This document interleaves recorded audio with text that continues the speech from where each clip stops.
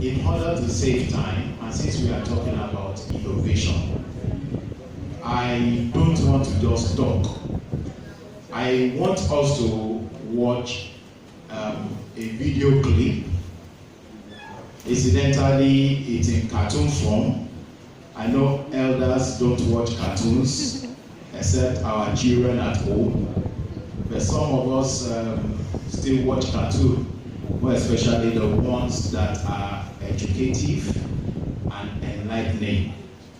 I'm here to talk about innovation, and innovation is key now than ever before. We are in the season of disruptions, and when we talk about disruptions, we are talking that changes are happening all over us, all around us, courtesy of technology, courtesy of the internet.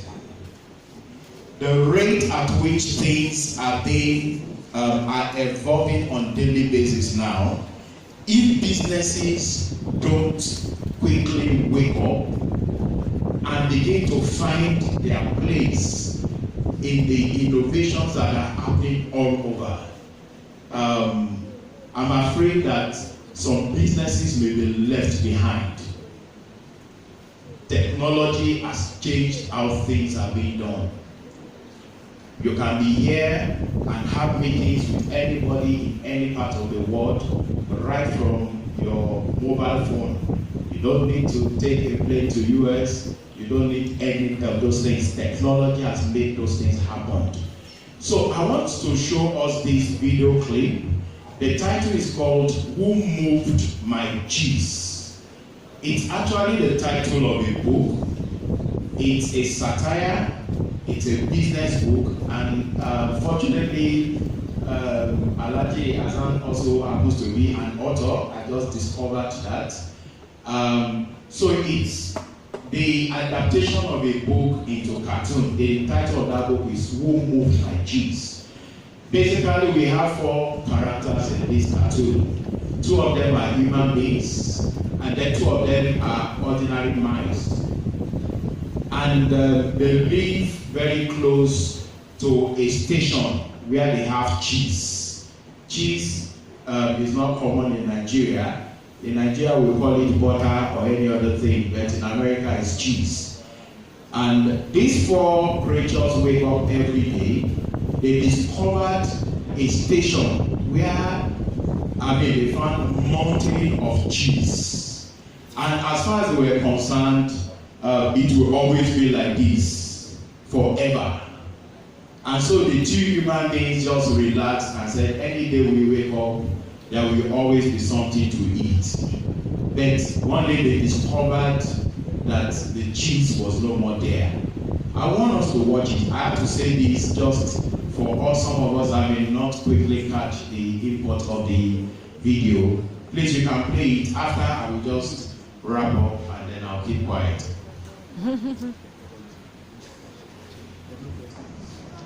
Please, this is a true picture of situations all over the world now.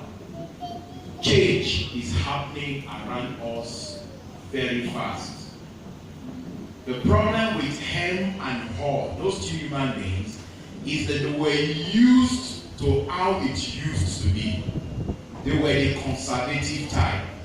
They were the ones that believed, the way we say it in church, as it was in the beginning, so shall it be now. Life without end. Sincerely speaking, it's no more how it used to be in the beginning. Change is happening around us. And it will keep going on. You know, I was sharing somewhere recently, when I bought or got my first phone, it was a gift, I didn't buy it. And I was involved in the GSM business. At the point I told myself that this business, everybody is buying phone. Very soon every Nigerian will buy phone. Then GSM business will end. Then what will I be doing next? So I was thinking, I said, everybody's going to finish buying phone. Soon I may end up buying phone. not knowing that the GSM or the phone companies are also thinking. The first set of phones were the black and white. Suddenly they came just like television with the colored phones. I said, okay. Then everybody abandoned the black and white. Even the communicators of those days came in black and white or black and blue. With time, everybody jumped after the colored phones. I don't know the name you call them. And I told myself, I said very soon, once everybody changed to colored phones, spot next. And before we knew it, BlackBerry came. And BlackBerry came and swept the whole market. And BlackBerry became like all. And they just said, life is good. It will always be like this. They never knew that Google was still thinking. Before they knew it, Google came out with Android phones. And before BlackBerry and even Nokia thought they will always be the only phone available. Before they both knew it, they were nowhere to be found no more. This is exactly what was happening to Hem and Haw. They were not observant enough. They never knew that the cheese was actually getting depleted on daily basis. They felt it will always be like that. Their last one day they got there and it was no more there. What is going to happen? I know we are captains of industries, we are CEOs. What is going to happen if tomorrow technology and artificial intelligence totally take over what we are doing presently? I know we do investigations, we do loss adjustment. Now is drone season. Things that we would normally be thinking, how would we be able to evaluate the damage to a building before claim is made? And we are still thinking how we'll get scaffold and everything. Suddenly, people now use drone. You just use your remote control the drone. You have the camera attached to it. You get a live picture of what is happening, and that is it.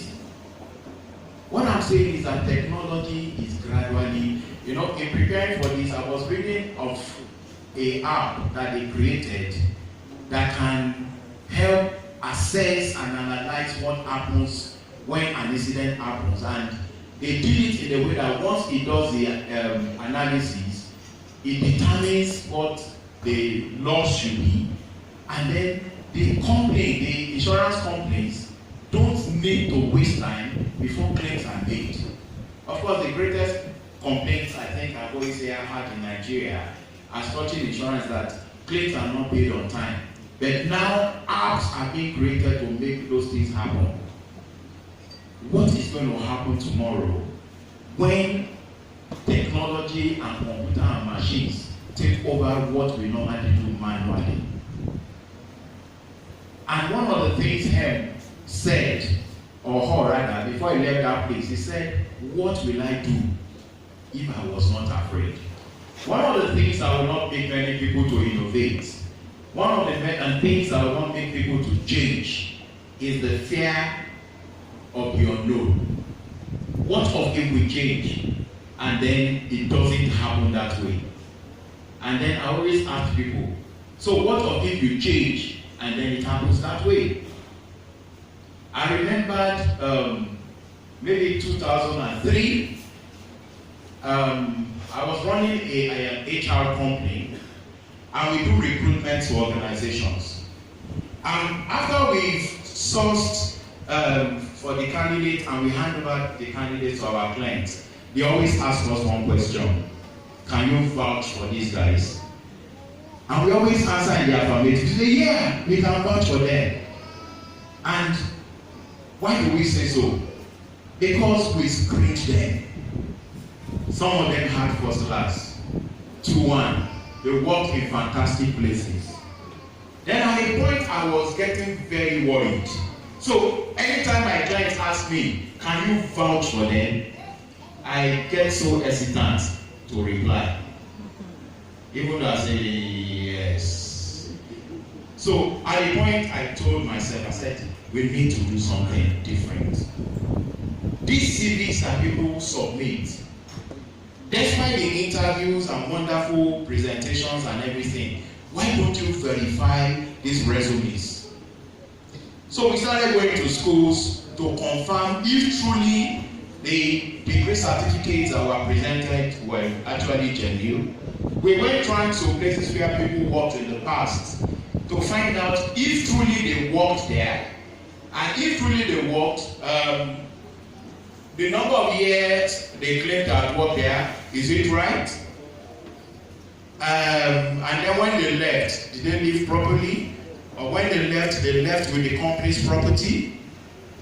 Because in the course of doing background check, you will get a complaint just to find out how somebody veered when he was there. They will say, oh, the guy is a criminal. He defrauded us. We have been looking for him. So what I'm saying in essence is that by the time we started adding verifications to our recruitment, so when my clients are saying, can we vouch for them? I say, yes, we can vouch for them. Because their resumes are also screened. We verified, we visited schools. You know, at a point, we just told ourselves and said, wait a bit. Everybody is doing recruitment in Nigeria. Nobody is checking whether the people being screened are genuine or not. So we had to incorporate a company called Background Check International. We opted out of the business of recruitment, and we said, we are not doing recruitment, we are not competing with you. When you want to recruit, send your resumes to us, we will verify, and then we show that you get the right persons for your clients. And that was how the innovation of background check came. And by the time we started 2003, 2004, we checked around Nigeria, nobody was doing it as an entity, as an organization. So, because we saw the need, because we saw that there was a vacuum, we stood to fill that vacuum, and by the grace and mercy of God, we came up with a new industry in Nigeria, a background screening industry. Now we have, just like in Nigeria, once you start, from the start, just know that the end is in sight. You're in trouble. That means you need to be afraid. Now everybody is doing background check. Everybody is going around schools. Everybody is going to police to find out things. And I sat and said, wait a minute. So, how can we do something that will make anybody from any part of the world to be able to do verification in Nigeria without looking for embassies and everything? So we came up with an online platform called EduCheck. EduCheck is like Uber for verifications. From any part of the world, you want to do check any educational certificates in Nigeria or transcripts or anything. Now we made it possible for that to be done. That is what they call innovation. That is what is called sniffing around, like those two mice. They sniffed around and they saw that something is not right, and then they moved on. Are you sniffing around properly in your organization? Are you observing that changes are happening around you so fast? Are you observant enough? Or are you behaving like that gentleman called him? He so much believed that somebody moved the cheese. And he was thinking that even if they moved it, maybe they moved it through the wall. And the other guy was saying, let's get out of here. There must be cheese somewhere else. He said, no, the cheese is here. And he was, drilling a hole through that same room, believing that this is where it's going to happen. This is where it started, this is where it's going to continue, and this is where it's going to end. That is not going to work again. So I have to stop to say this so that we'll not be bored. So please just roll the rest, and then I explain some things, and then I sit down. They keep moving the cheese. And sincerely speaking, change, we are in the season of change, it will keep happening. They will keep moving the keys. By the time you think you've come up with a very powerful product, before you really launch it in the market, it's already getting obsolete. They will keep moving the keys. You need to always be, like those guys, they threw their running shoes away. You need to put your running shoes on at all time. You need to keep running because change is happening around. You said anticipate change. Get ready for the cheese to move. You must just know how to observe what is happening around you. I come back to the question he asked his other guy. I said, will he ever change? Will you go for change also? Will you decide to innovate? Will you embrace technology to change the way things are being done in your organization? Hold on, sir. Get ready, the cheese to move. So please, I decided to play this. I thought I was going to talk that's going to stick, but I know the video, everyone is in the case of M and O, in case you are trying to really be conservative, you will move on to the issues. There are three categories of companies that all companies are categorized into three stages now. Don't bother with the video. Don't worry. Don't worry. We have the companies that are really doing good. They have been there for so long. They've had the clients. They have the cloud, and they are doing well. Yet they feel, no, we don't really need so much change. Then we have companies that are growing. They see things happening around them, and they bring innovations in. They bring new ideas in. They bring new hands in. Let me borrow you this. Let me chip this in. One of the things I've discovered are companies that I move with, what they are doing in recent time. They discovered that just like my father retired from CBN, and now each time he sees me, say, Kola, this email thing. He left CBN before email became a big thing. Say, this email thing that they're always talking about, come and teach me. And then I will explain email to my father that's very learned, and I will explain, and I see that the man is not catching it at all. Then another time say, oh yeah, come and tell me again. Then one day I said, your son in UK. You know, before, if you want to mail him, you would have to take hair mail or whatever, and after 2 weeks he gets there, another 2 weeks he reply you. I said, you can write that one now, and you will get reply in the next 30 seconds. He said, do I mean it? I said, yes. So I did it. I wanted to press send. He said, no, don't press send. I said, why? He said, what of if? I said, there's no if. I said, I'll press send. And I press send, and then I replied almost immediately. And he has one line to say,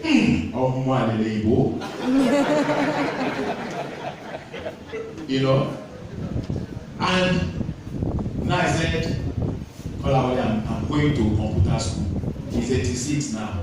I said, I'm going to computer school. This is your internet thing. Which one will learn it? He says, okay. But things have moved from email to WhatsApp so I wonder which one he wants to start from. Now, you know one thing that innovative organizations are doing? They are no more going for people of my age. I'll be 50. So if they bring me in, I will bring the archaic idea that I used to have. Now they are going for the Generation Z. Those in their 18s and tops 26.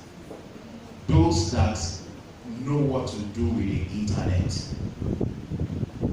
The Generation Z are people that are always questioning the status quo. My own generation, we don't question status quo. Even if you want to question, you question inside and say, why? Then ask them anything, they will tell you why. And you say what you want to say, they will still say why. If you want to innovate, I want to borrow you this idea. Please look for these young guys. I've surrounded myself with some of them now, and it's making life so easy for me. What I think I knew, I never knew I didn't know anything. So thank you very much. I just want to encourage us. I don't want to pause with any long paper. God bless you.